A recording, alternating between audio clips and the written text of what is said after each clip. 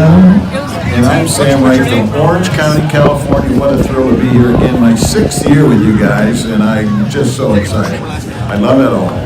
So let's fly. So happy to be here at Hickam Field, Ford Island, Honolulu, Hawaii. What a historic place. Just imagine what it was like back there at the beginning of World War II. But I'm from Phoenix, Arizona. I'm really happy to be here flying model airplanes in a very historic place. No problem. Hey David, what you got going on here? Oh, we're doing some flight training here at Pearl Harbor. Having a good time.